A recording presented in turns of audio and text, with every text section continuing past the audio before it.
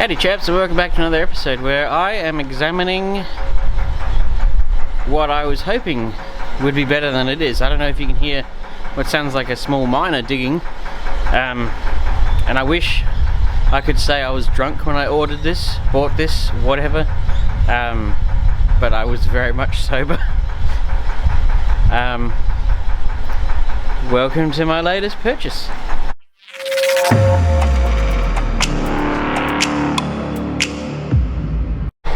Well chaps, some of you will probably laugh at me for doing this, but I'll get the last laugh because this was filthy cheap.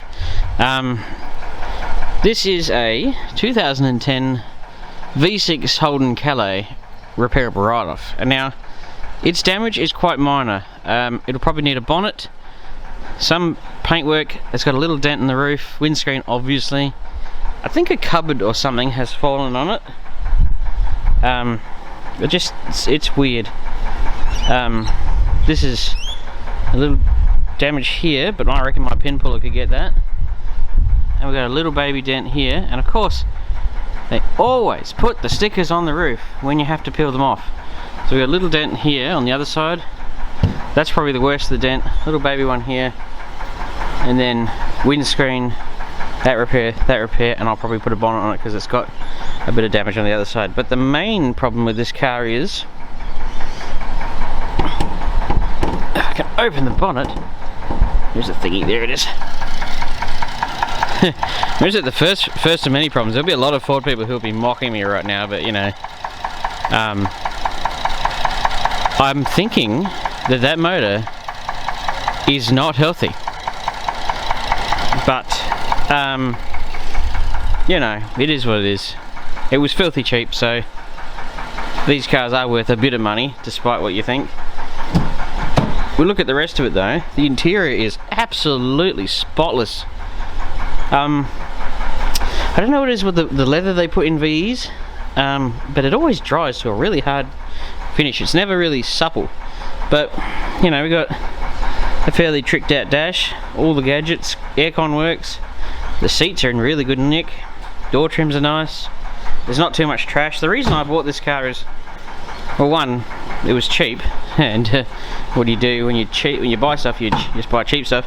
But it seems to be that the car was looked after fairly well, and you know, it's got a black roof lining and it's good. I don't know why the interior light is down there, but you know, you win some lose some. But you know,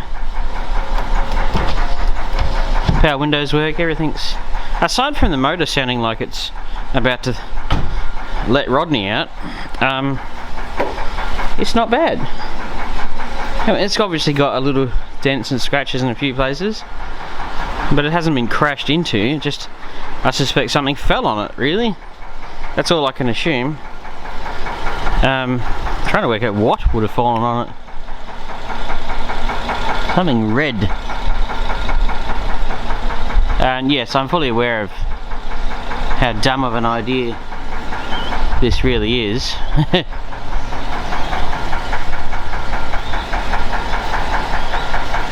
So, you know, it is what it is. It's a pretty good whack in the middle of that windscreen, isn't it? The windscreen's got a bulge right there. I think that's remnants of that hit, actually. Anyway, it is what it is. I just laugh when I hear stuff like that, and it's more of a pity laugh to myself because I think I'm going to be buying another motor for it. But it's not offensive. Like, I'm actually happy with it, you know, considering this car cost me significantly, quite a bit less than $2,000. So we're talking, it wasn't $2,000, it was well under that. So we're not talking a huge outlay for a car that in good condition is worth about 10. So we've got some wiggle room. Yeah, the bumper part's scratched, but you know, it is what it is. But I don't know, wheeling and dealing, playing with cars, it's a gamble, it really is. Got good tyres, good wheels. Yeah, it's in okay condition, realistically. does make me wonder whether or not that had happened before or after something fell on it. And I think the front struts are worn out too because they're sitting very high. But you know, the trans works. It drove itself in here. Non-genuine headlight on this side. I reckon this side's been redone before. Just judging by just looking at how thick the paint is on here. There's several layers here. Whoa.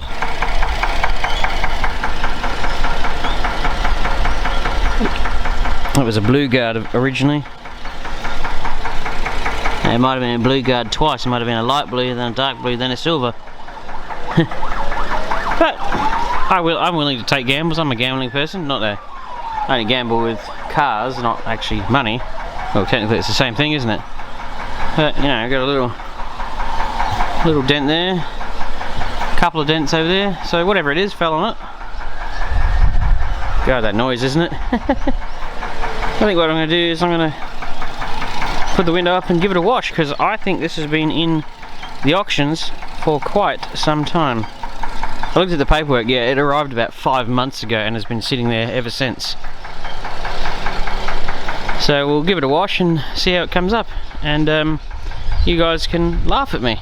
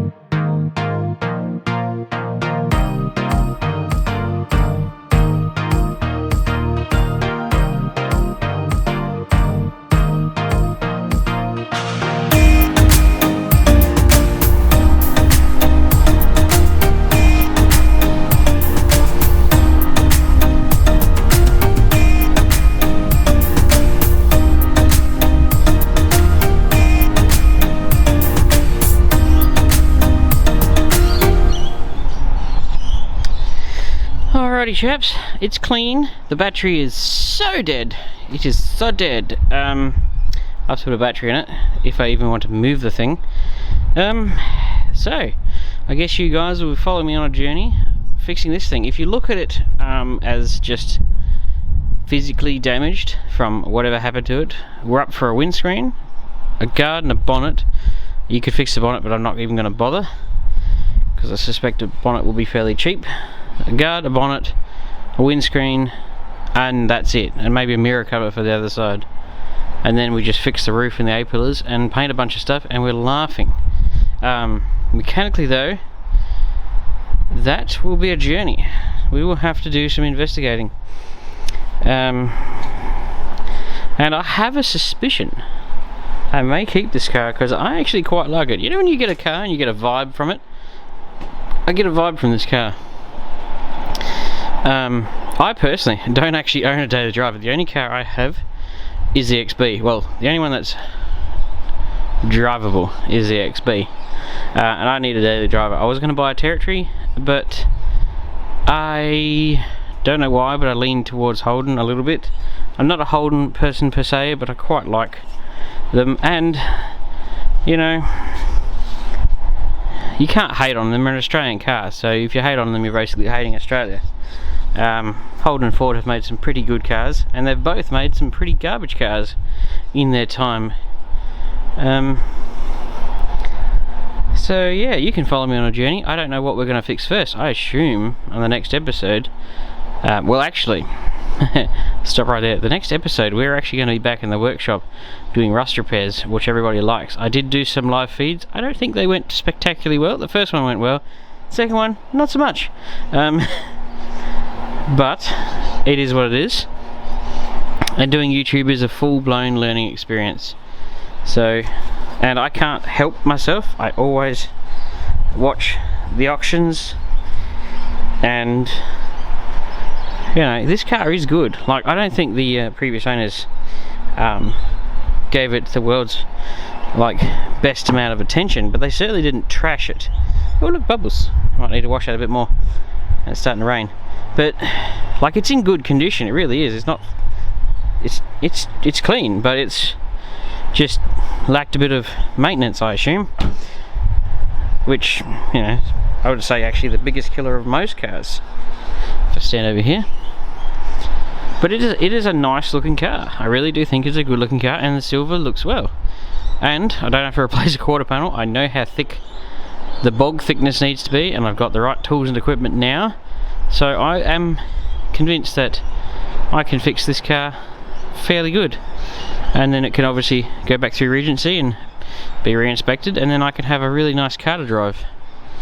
It is not hideous. I didn't realise until after I bought this that there was 3 different types of V6 engines that these cars have, and this happens to be the most expensive one of the lot. But yeah, I was going to fix this guard, but decided, considering how much paint's on it, I think it might be just easier to get another guard. Plus, it eliminates having to put bog in it. Good lord. That'll pin pull up real easy. I thought that was worse than it was. And if I drop the roof lining, I reckon I can get in there. And those ones will pin pull. So I'm not, the damage, the actual crash damage or accident damage is very minor on this car, which makes me wonder what wrote it off. But then of course I was saying to some person that goes to a crash shop, they'll quote a guard, a windscreen, repair the A-pillar, repair the roof. So you're first off, you're painting a guard, you're blending the bonnet, you're blending the door, you're painting the roof, you're blending that camp rail, which also runs up in your quarter panel. So basically, realistically, the only part you're not putting clear on is the sill panel cover and that rear door. So suddenly you're painting half a car, and then of course on this side you have a scratch here, so you're painting that quarter panel.